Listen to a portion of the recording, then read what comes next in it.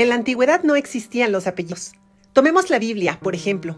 A los personajes del Antiguo y Nuevo Testamento se les conocía por su nombre. Abraham, Moisés, Pedro, Juan, Mateo, Jesús, María y José. No había tal cosa como Abraham Pérez, Mateo Delgado o José García. Cuidado, Iscariote no era el apellido del traidor Judas. Ni Tadeo, el del Santo. Eran sobrenombres, apodos. Con el tiempo, las comunidades se poblaban cada vez más y más, y de momento surgían las dudas. Llévale este mensaje a Juan. ¿Cuál Juan?, preguntaba el mensajero. Pues Juan, el del Valle, explicaba para distinguirlo del otro Juan, el del Monte. En este caso, los apellidos del Valle y del Monte, tan comunes hoy en día, surgieron como resultado del lugar donde vivían estas personas. Estos se llaman apellidos topónimos, porque la toponimia estudia la procedencia de los nombres propios de un lugar. En esta misma categoría están los apellidos Arroyo, Canales, Costa, Cuevas, Peña, Prado, Rivera, que hacen referencia A algún accidente geográfico. y Ávila, Burgos, Logroño, Madrid, Toledo. Que provienen de una ciudad en España. Otros apellidos se originan de alguna peculiaridad arquitectónica, con la que se relacionaba a una persona.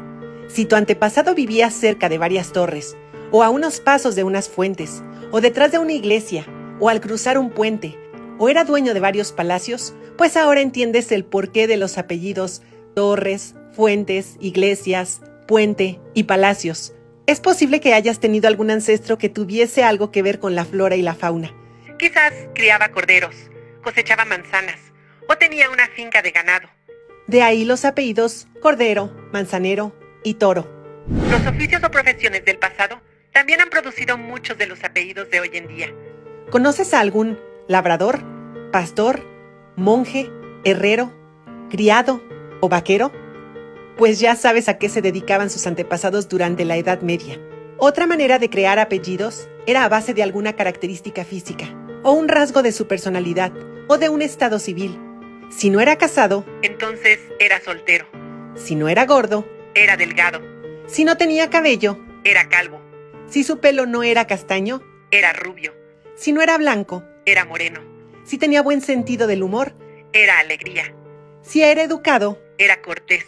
Quizás la procedencia más curiosa es la de los apellidos que terminan en EZ, como Rodríguez, Martínez, Jiménez, González, entre otros muchos que abundan entre nosotros los hispanos. El origen es muy sencillo. Es significa hijo de. Por lo tanto, si tu apellido es González, es porque tuviste algún antepasado que era hijo de un Gonzalo.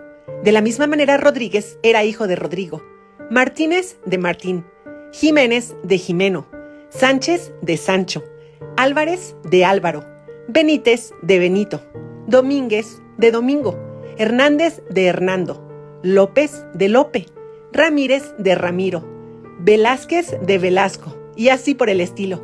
Asimismo ocurre en otros idiomas.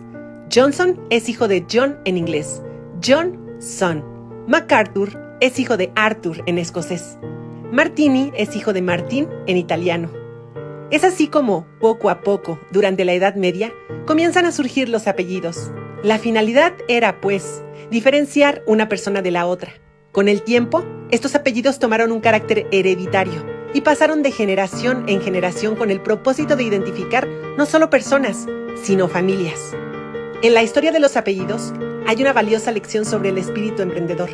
Al igual que los apellidos surgieron para distinguir a las personas en tiempos de aumento de población, los emprendedores también se destacan al encontrar maneras especiales de sobresalir en un mercado cada vez más competitivo. Así como los apellidos se transmiten de una generación a otra para identificar a las familias, los emprendedores construyen legados duraderos al dejar su huella en el mundo de los negocios.